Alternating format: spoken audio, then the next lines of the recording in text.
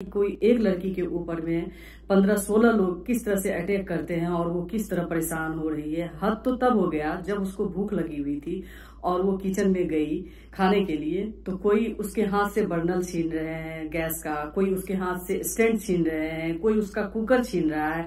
मतलब ये तो गुंडागर्दी हो गया, ये तो सरासर गुंडागर्दी है। नमस्कार दोस्तों, स्वागत है आप सभी का मेरे चैनल अर्चना सिंह शॉर्ट्स में। मैं अर्चना सिंह आज आप लोगों के बीच आ गई हूँ बिग बॉस डे 12 की रिव्यू लेकर। तो आज हम सबसे पहले जिस विषय पे चर्चा करेंगे, शायद आप लोग भी इसी बारे में सोच रहे होंगे कि ये लोग तो हद ही कर दिए। जो चाहत के साथ जिस तरह का व्यवहार इन लोगों का हो रहा है, ये देख करके बहुत ही असहज लग रहा है। मैं अपने घर में बैठी हूँ, मुझे ये फील हो रहा था कि कोई एक लड़की के ऊपर में 15-16 लोग किस तरह से अटैक करते हैं और वो किस तरह परेशान हो रही है। हद तो तब हो गया जब उसको भूख लगी हुई थी और वो किचन में गई खाने के लिए, तो कोई उसके हाथ से बर्नल छीन रहे हैं गैस का, कोई उसके हाथ से स्टैंड छीन रहे हैं, कोई उसका कुकर छीन रहा है। मतलब ये तो गुंडागर्दी हो गया, ये तो सरासर गुंडागर्दी है। जिसमें जब आप कॉन्ट्रैक्ट साइन करते हैं उसी समय में बोला जाता है कि आप फिजिकल नहीं हो सकते हैं। तो जिस तरह से सारा आफरीन खान ने उसको लॉक किया हुआ था पीछे से, क्या ये फिजिकल नहीं है, फिजिकल वायलेंट नहीं है? इस चीज पर सलमान सर को एक्शन लेना चाहिए और ये जरूर बोलना चाहिए कि आप फिजिकल हो रहे थे और ऐसा बिल्कुल नहीं होना चाहिए था।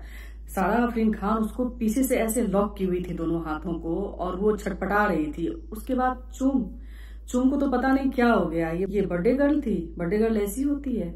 अपने जन्मदिन के रोज हम लोग गरीबों को खाना खिलाते हैं, लाचार बेबस असहाय लोगों की मदद करते हैं। और ये अपने सह प्रतिभागी जो उसके साथ में वहां गेम खेलने के लिए बिग बॉस हाउस में गई है, वो जब भूखी है उसको डोमिनेट करते हुए सामने जाकर के बोल रही कि मैं खाने नहीं दूंगी। तो इस तरह से आप अपने बर्थडे मनाते हैं? चूम, आप तो बहुत ही लड़ाकू, बहुत ही झगड़ालू दिखी। और अगर आपका एक्चुअल पर्सनैलिटी है तो फिर आपसे बात करने में भी डर लगेगा सामने वालों को। मैं तो आपके बिहेवियर को कभी सपोर्ट नहीं करती हूँ। चूम तो गजब ही कर रही थी। पहले तो वो अविनाश से लड़ ली, उसके बाद अब वो चाहत से। और चाहत का क्या पॉइंट गलत था? चाहत कहाँ गलत थी? बिग बॉस हाउस में सब इंडिविजुअल प्रतिभागी आए हुए, सारे के सारे इंडिविजुअल कंटेस्टेंट को बिग बॉस ने लाया है, जिसमें से कि एक हस्बैंड वाइफ ही साथ गए हुए हैं। उनका भी अलग अलग ओपिनियन, अलग अलग थॉट हो सकता है। तो आप सब मिल करके गेम खेल रहे हैं, आप सब जो यहाँ पर मिल करके स्ट्राइक कर रहे हैं, हंगर स्ट्राइक पे जा रहे हैं या कुछ भी कर रहे हैं, उसमें से अगर किसी भी कंटेस्टेंट को मन होता है कि वो बाइकआउट कर जाए, आप लोगों के निर्णय से वो सहमत नहीं है, तो उसकी पर्सनल ओपिनियन है, वो कर सकती है। जब चाहत खाना बनाने का सोच करके किचन गई थी तो रजत का नजर सबसे पहले चाहत पे पड़ा था और रजत बोलते हुए चुगली चाची की तरह गया कि अरे देख लो, मैं चाहत से तो नहीं बात कर पाऊंगा इस लड़की से, तुम लोग देख लो वो खाना बनाने के लिए जा रही है। तो उधर से दौड़ती हुई चूम आई, देखने में हड्डी और अंदर से पहलवान।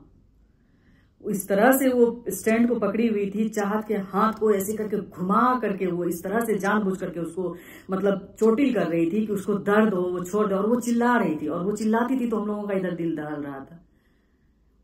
मतलब इतनी बुरी तरह से वो चिल्ला रही थी। उससे भी मन नहीं भरा तो उसको जो है सारा खाना करके दोनों हाथ को ऐसे लॉक कर देती है।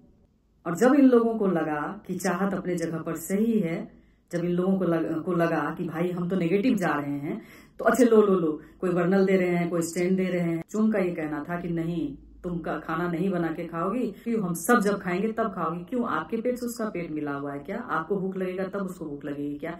आप भेड़चाल में चल रहे हैं, उसको भेड़चाल में नहीं चलना है, उसको अपना इंडिविजुअल गेम खेलना है। यही करने के लिए आप लोग आए हुए थे, भेड़चाल में चलने के लिए।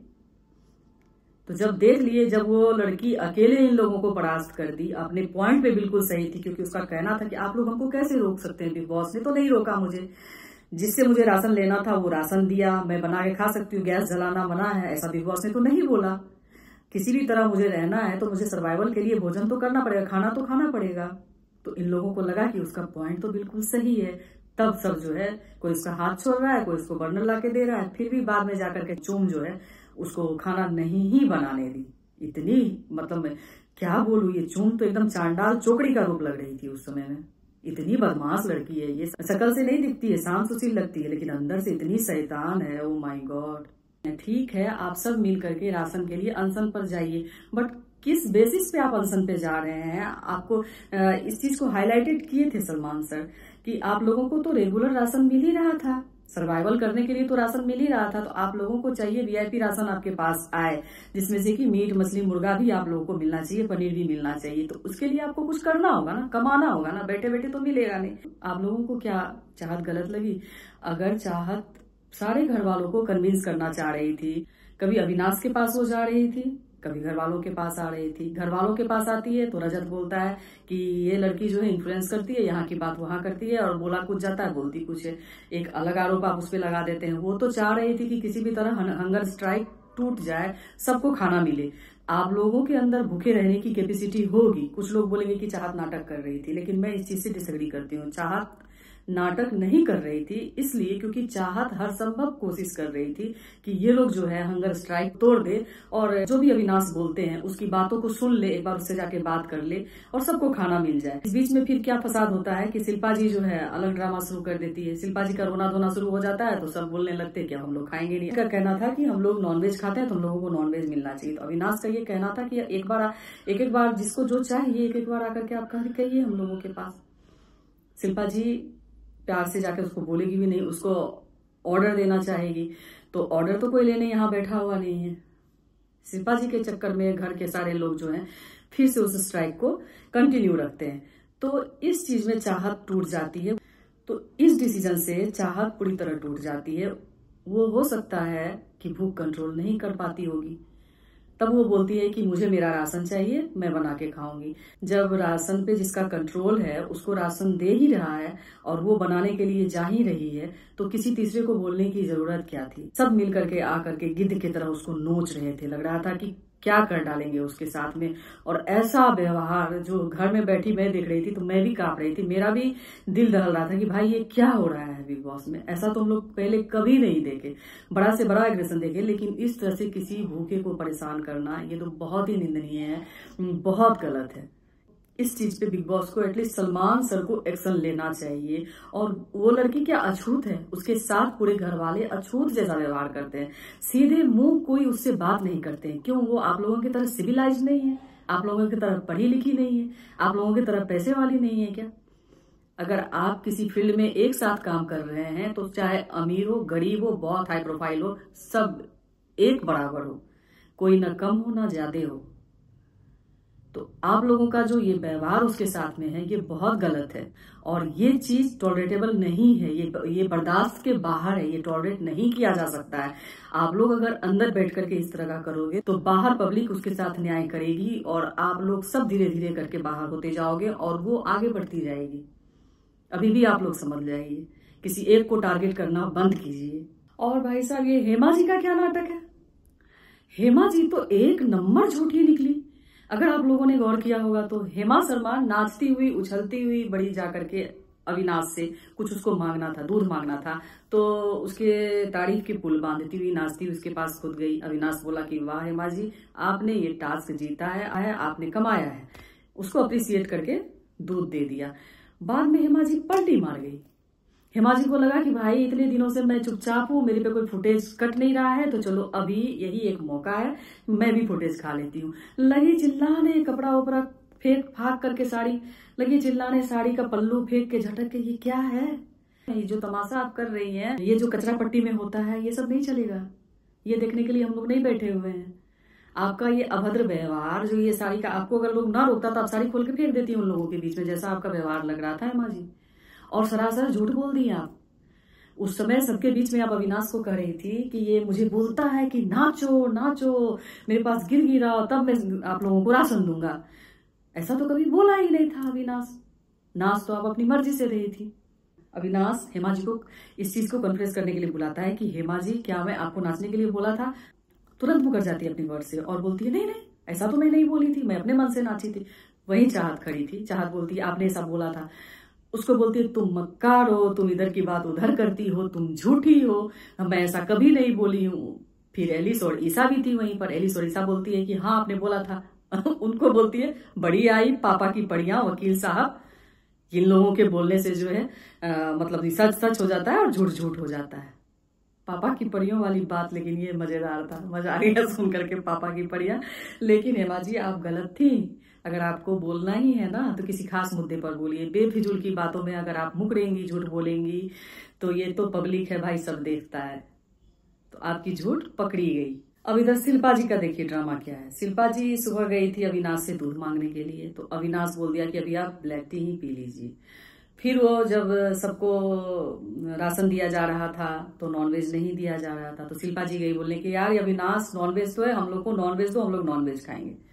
अरे आप थोड़ा सा प्यार से भी बोल सकती थी शिल्पा जी, आप एज में सबसे बड़ी हैं, सबसे समझदार हैं।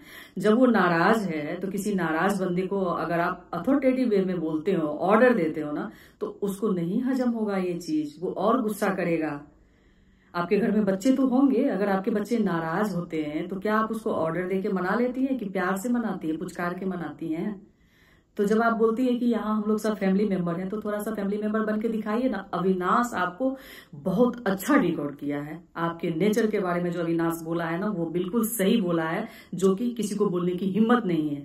आपके नेचर को सबने परख तो चुका है, हर किसी ने परख तो चुका है, लेकिन किसी को बोलने की हिम्मत नहीं। आप चाहत के साथ कैसा व्यवहार करती हैं?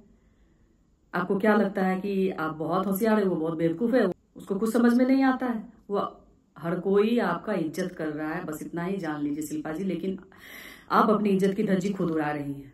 इज्जत पाने के लिए शिल्पा जी इज्जत देना पड़ता है, तब आपको इज्जत मिलेगा। आप जो रो रही हैं, बोल रही हैं बैठ करके कि अविनाश मेरे से कैसा बिहेवियर करता है, किस तरह का बर्ताव करता है, आप लोग देखते हो, आप लोगों को ये सब नहीं दिखता है? दिख रहा है शिल्पा जी, वो आपके ऊपर लगा हुआ है, आपके पीछे लगा हुआ है, दिख रहा है।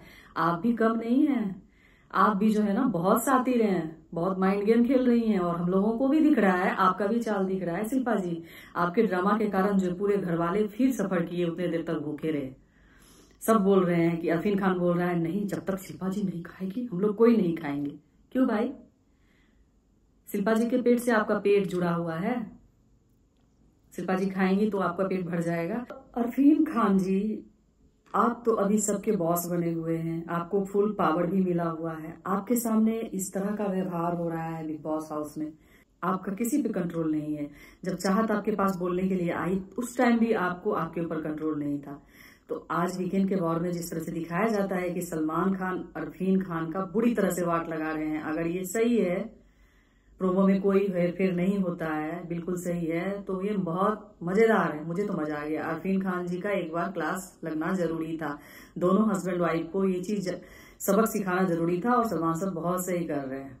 आप उसी लायक हैं, और आपकी पावर तो सीज हो जानी चाहिए। आपके अंदर वो कैपेबिलिटी ही नहीं है कि आप पावर को होल्ड करके रख सको, वो पावर किसी और के हाथ में जानी चाहिए। शिल्पा जी का एक वर्ड सुने थे आप, जो गुस्से में अविनाश को बोल रही है, जब नॉनवेज मांगने गई थी और अविनाश मना कर दिया था, तो वो क्या बोली? मैं यही दवाई खाऊंगी और तुम्हारे सामने में मर जाऊंगी, लेकिन मैं खाना नहीं खाऊंगी। क्यों भाई? नॉनवेज ही खाना होता है क्या? जो वेज खाते हैं वो खाना नहीं होता है, वो जिंदा नहीं रहते हैं? शिल्पा जी क्या करती हैं आप?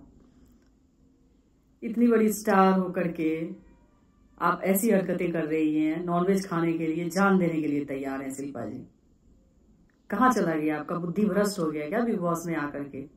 यही करने आप आई थी बिग बॉस में क्या? किस बैकग्राउंड से हैं, किस फैमिली से हैं, आप सब भूल गई। बस खाने के लिए लड़ना है, दूसरों को लड़वाना है, इसी में आपको मजा आ रहा है। थोड़ा सा दिमाग चलाइए, कुछ कर लीजिए बिग बॉस में बैठ करके। आप आई हैं, आपको अपना करियर शुरू करना है, ये वेज और नॉनवेज पे लड़ाई करके कुछ नहीं होने वाला है। अपनी एक्चुअल पर्सनालिटी दिखाइए, नहीं है तो अपने अंदर परिवर्तन लाइए, कुछ सीख करके ही यहाँ से जाइए। आपसे छोटे छोटे बच्चे आए हुए हैं बिग बॉस में, उन्हीं से कुछ सीख करके जाइए। ऐसे आज नायरा का भी एक पॉइंट मुझे बहुत अच्छा लगा। एक पल में तो वो बहुत अच्छा बोली, दूसरे पल में सब गुड़गोबर कर दी।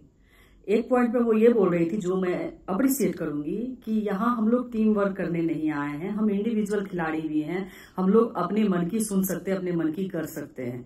और जिस तरह से सब एक साथ मिल करके हम स्ट्राइक पे जा रहे हैं, तो सब मिल करके हम एक ही साथ एक ही काम करेंगे। इन चीजों का नायरा विरोध कर रही थी।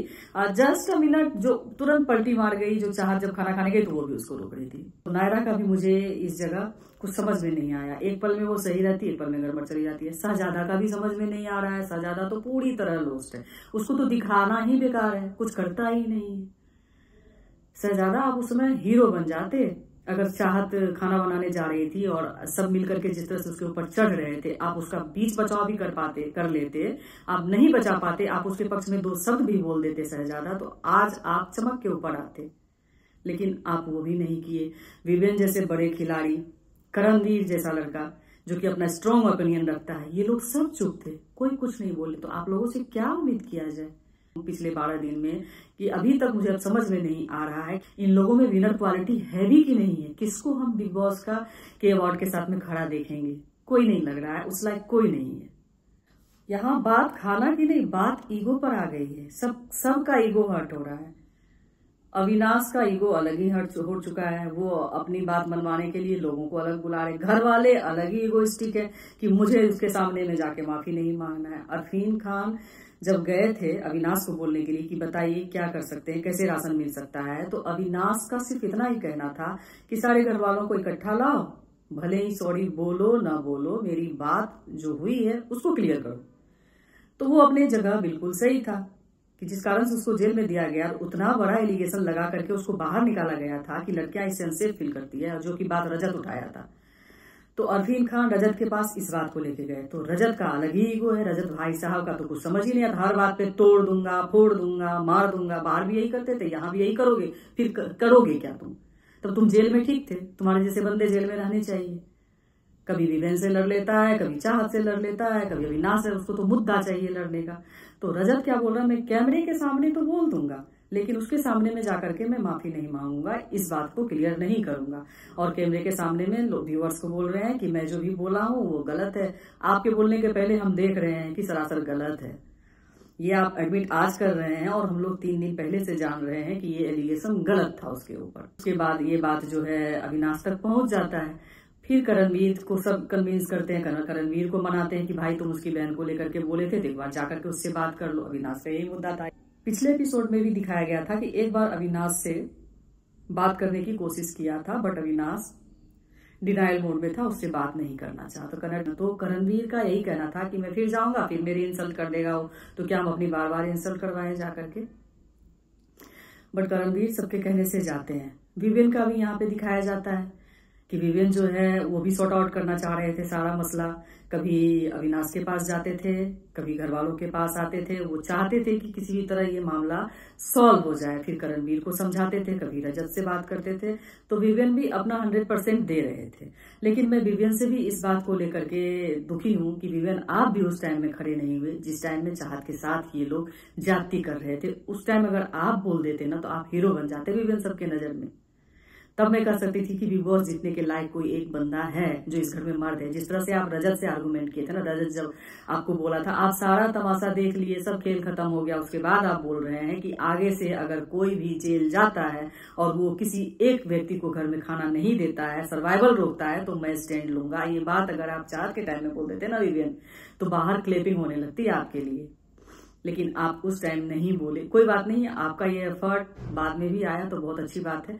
बाद में भी अगर आप बोलते हैं कि इस तरह का मैं करूंगा, तो रजत जो इस चीज में बोलता है कि मैं देख लूंगा, मैं अंदर जाऊंगा, तो मुझे अगर कोई ऐसे बोलता है तो मैं देख लूंगा, मैं खाना बनाने नहीं दूंगा। तो रजत जब आप इस तरह की बात बोलते हैं कि मैं खाना बनाने नहीं दूंगा अगर मैं चाह लूंगा, तो अविनाश कहाँ गलत है? जेल में रह करके अगर वो आप लोगों को खाना नहीं दे रहा है तो बिल्कुल गलत नहीं है। उसके ऊपर तब उंगली उठाने का राइट ही नहीं बनता है आप लोगों को, क्योंकि आप तो खुद ऐसी बातें बोल रहे हैं। अविनाश को ईसा समझाती है हस्बैंड वाइफ के बारे में, वो मुझे अच्छे लगते हैं, एक बार बात कर लो। उनको वो हर्ट हुए हैं जो भी तुम उनको बोले हो। तो अविनाश तो पहले बोलता है कि नहीं मैं ऐसा तो कुछ बोला नहीं हूँ, बात बात में कुछ ऐसी बातें हो गई होगी, तो ठीक है मैं बात कर लूंगा। फिर अरफीन खान आते हैं, उनसे बोलते हैं कि अविनाश तुम मुझे गाली दे दो लेकिन मेरे प्रोफेशन को गाली मत दो। तो अविनाश भी काइंडली वे में बोलते हैं उनको कि चलो अगर मेरी कोई बात आपको बुरी लगी तो उसके लिए मैं सॉरी। फिर अरफीन खान खुश होकर के अंदर चले जाते हैं। श्रुतिका भी इन लोगों को समझाने की कोशिश करती है और श्रुतिका बोलती है कि आप लोग अपने ईगो को हर्ट नहीं करना चाहते हैं, इसलिए उससे माफी नहीं मांगने जा रहे हैं। लेकिन आप लोग सोचो अगर ऐसा कर देने से खाना मिल जाता है तो ऐसा करने में क्या बुराई है? तो श्रुतिका अपने पॉइंट पर सही है। श्रुतिका से बहुत उम्मीद था मुझे, मैं सोच रही थी कि अगर चाहत के साथ जिस तरह से ये लोग नाइंसाफी किए थे, श्रुतिका उस पर जरूर उसका अपना स्टैंड लेती, जरूर कुछ बोलती, बट श्रुतिका भी उन लोगों का ही साथ दे रही थी। तो सब तो एक जैसे ही हो गए, तो फिर कोई किसी से अलग कहाँ है, सब तो भेड़ चाल में ही चलने वाले हो गए। उसके बाद दिखाया जाता है कि करण से सब बोलते हैं बात करने के लिए, क्योंकि खाना मंगवाना था, राशन मंगवाना था। तो करणवीर बोलता है कि मुझे एलिस या ईसा से बात करवाओ, पहले मैं उससे बात करूंगा, फिर मैं उस लड़के के पास जाऊंगा।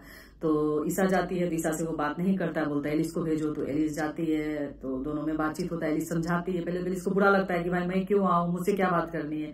तो करणवीर अपनी पॉइंट रखते हैं, बोलते हैं, तो एलिस भी समझाती है। उसके बाद फिर करणवीर जाने के लिए रेडी हो जाते हैं। इधर विवेन भी जो है उनको, शिल्पा जी को समझाने की कोशिश करता है कि शिल्पा जी इन सब चीजों पे ध्यान मत दीजिए, और अगर आप खाना नहीं खाएंगे तो कोई घर वाले खाना नहीं खाएंगे। तो शिल्पा जी फिर वहां रोना धोना शुरू कर देती हैं, और विवेन का बहुत अच्छा ये चीज लगा कि वो अच्छे से समझा रहे हैं।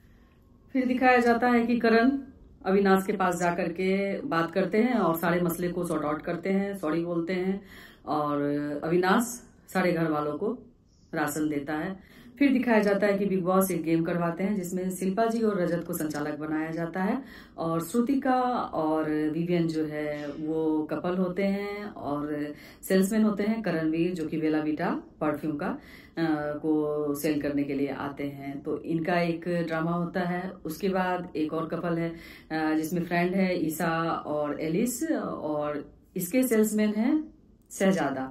तो दोनों अपना अपना परफॉर्मेंस दिखाते हैं। विनर होती है वो विवेन डिसूजा, और श्रुतिका की टीम होती है, जो कि एक्चुअल में उन लोगों का ही परफॉर्मेंस ज्यादा अच्छा लगा था। तो ये चीज बिग बॉस एक करवाते। फिर हार्पिक के एड के लिए बाथरूम क्लीनिंग का ये टास्क होता है, तो उसके विषय में अब क्या बात किया जाए। उसके बाद एक छोटा सा क्लिप आता है जिसमें अरफीन खान बोलते हैं, सारा भी बैठी हुई है, करणवीर भी बैठा हुआ है, कि इन दोनों लड़कियों का ऑब्सेशन मुझे उस लड़कों को लेकर के समझ में नहीं आता है। तो इसी बीच में तब करणवीर बोलते हैं कि किनका, ईसा और एलिस का, इस दो में से एक लड़की अविनाश को चाहती है। तो अरफीन खान शॉक्ड हो जाते हैं, बोलते हैं कौन, तो बोलते हैं कि ईसा। शिल्पा जी भी बैठी हुई थी, तो सारा बोलती है ये तो मुझे पता ही था कि इन दोनों में से का कुछ चल रहा है। तो ये तो हम लोगों को लग रहा था कि अविनाश और ईसा का आगे चल करके कुछ होगा, बट ये 10 दिन के अंदर ही ऐसा दिखा दिया जा रहा है। तो ये चीज थोड़ा सा बहुत ही ज्यादा फास्ट हो गया। ऑब्जर्वेशन तो धीरे धीरे सब कर ही रहे थे। मुझे लग रहा है इन लोगों की जान पहचान पहले से भी थी, अभी ये लोग पहले से भी एक दूसरे को जानते हैं अच्छी तरह से, और अगर हो भी जाता है तो क्या दिक्कत। आजकल तो एक तरह का गेम प्लान ही बन गया है कि बिग बॉस हाउस के अंदर आप प्यार मोहब्बत का खेल दिखाओ और बाहर जाके बोल दो अरे हम तो बस एक जस्ट अ फ्रेंड, हम तो बस एक दोस्त थे। तो कुछ भी हो सकता है, क्योंकि आजकल के बंदे हैं, सबकी अपनी बंदियां होती है, अपने बंदे होते हैं, और हाउस में बिग बॉस हाउस में आकर के ये लोग जो फिर कपल बन जाते हैं, तो इन लोगों का प्यार मोहब्बत सच झूठ कुछ समझ में नहीं आता है कि क्या सही है क्या गलत है। बहुत कम कपल ऐसे निकले हैं जो बाहर वो एक्चुअल में बॉयफ्रेंड गर्लफ्रेंड रहे हैं, कुछ ने शादी भी कर ली है। तो इन दोनों का अभी कुछ कहा नहीं जा सकता। और रही बात मुस्कान की, तो उसका कोई अभी फिलहाल कुछ दिखाया नहीं गया है। मुस्कान में कोई अंतर नहीं है कुछ चीज में, ना बोलती है ना करती है, बस चुपचाप देखती रहती है। तो हो सकता है इस बीच मुस्कान बाहर हो जाए, और अगर वो अपना पावर लेके आई होगी एग्रीमेंट करवा करके कि मुझे कुछ हफ्ते रुकने हैं, तो उनके जगह किसी और को निकाला जाएगा जो लेस वोट्स में जिनको मिलेगा। तो ओवरऑल जितने भी कंटेस्टेंट थे सबके बारे में हम लोग बात कर ही लिए, सारे मुद्दे को हम लोग कैचअप करके उस विषय में बात हो ही गई है। तो आई होप कि मेरे द्वारा दी गई रिव्यू आप लोगों को अच्छी लगी होगी, और जो भी कमी रही होगी उसे आप जरूर बताइएगा ताकि मैं अपने आप में सुधार करूं। तो आज के लिए बस इतना ही, मिलते हैं कल, बाय बाय, टेक केयर।